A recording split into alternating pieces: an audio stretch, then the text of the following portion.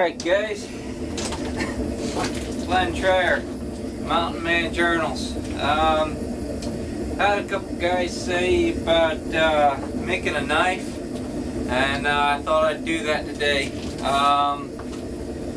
Forge is warming up. Yesterday I made a knife. I didn't videotape it, but I made this knife. I'm going to make another one right like it, and I'll show you the process of it. This is the knife I made yesterday. Hope you guys can see that okay. Let's see if they can see that okay. Make sure it's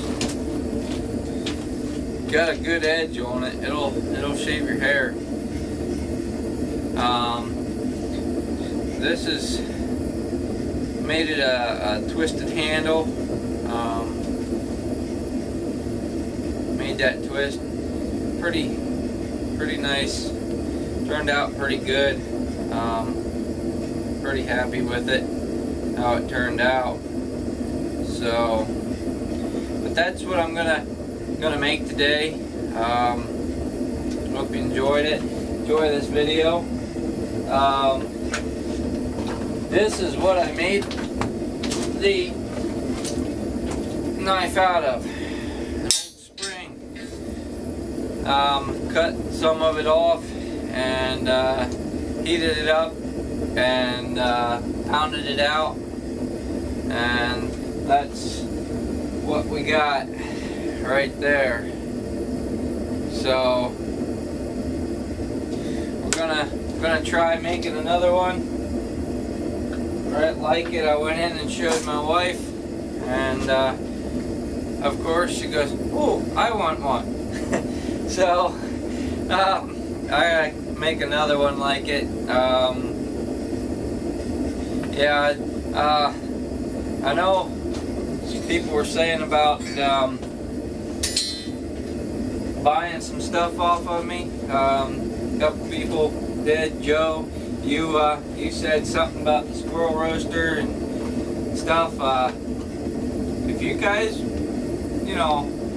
would like something and like me to build something, I'd be more than happy to build it. I actually do make a lot of things here on the forge and sell them.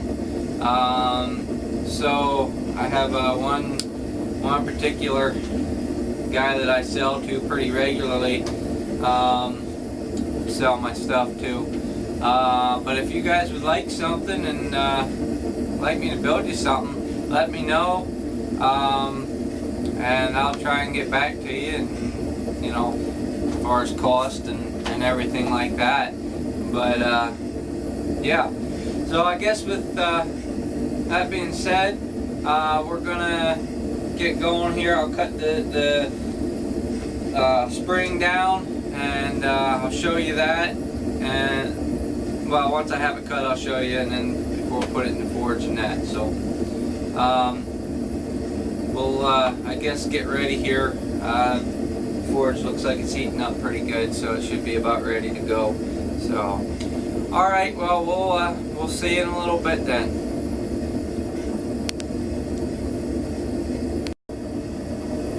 Alright guys, I cut a piece off of here. I stuck it in the forge. This is off of a newer vehicle. You can find these at junkyards and stuff all over the place. But this is off a newer vehicle, so it's got like a coating on it to help keep it from rusting. You don't want to start hammering right away on that. You want to get that, put it in the forge, and you want to scrape that or brush that, try and get that stuff off of there. A lot of it will like burn off, but you don't want that on there, pounding that into your metal.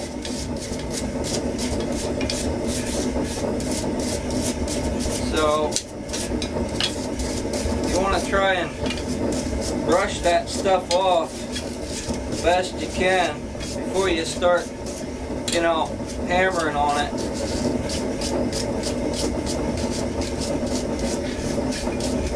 You can use the springs, you know, like those springs, or you can use leaf springs. They make good knives. You still got to do the heat treat and tempering.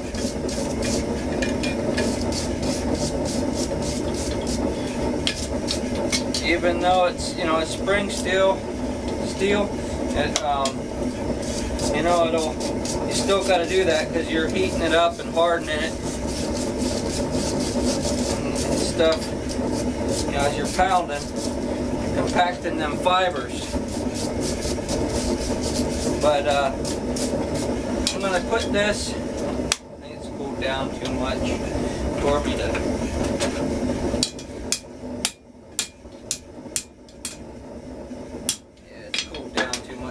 do much with right now. I'll put it back in the forge. Then I can take and pull that out of the forge, and I can start hammering that spring straight and squaring it off and start working it. Like I said, you don't want to hammer that whatever it is on the metal, that rubber or whatever it is. I'm not sure, they coat it, you know, keep it from rusting, so you don't want to hammer that into your steel.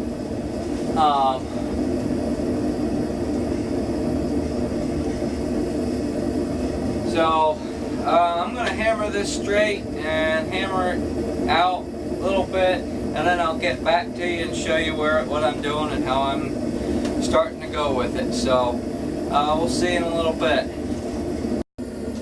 Alright guys, what I've done is I've put it in the forge. You want to be careful you don't heat the metal up too hot. You don't want it like yellow, like you want your red color. You don't want it to be bright yellow or something, because it starts pulling the carbon out of your metal.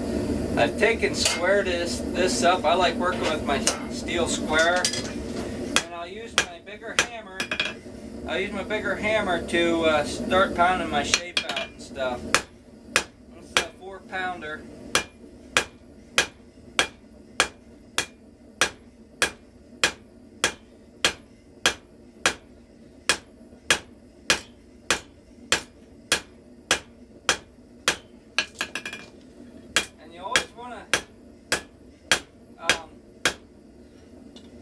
Steel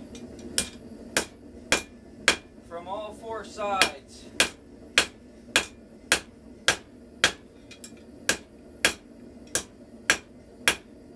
What you're doing by doing that is you're compacting the fibers in the steel,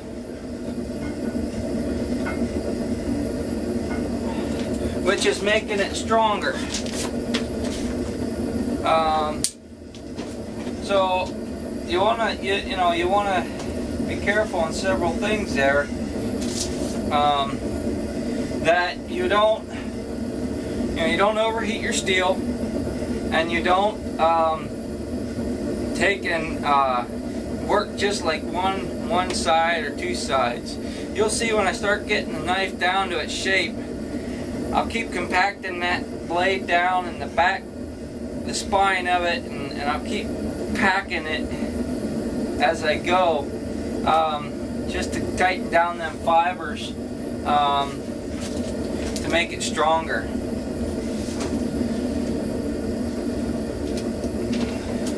So I'm just going to keep working this, and keep pounding this down.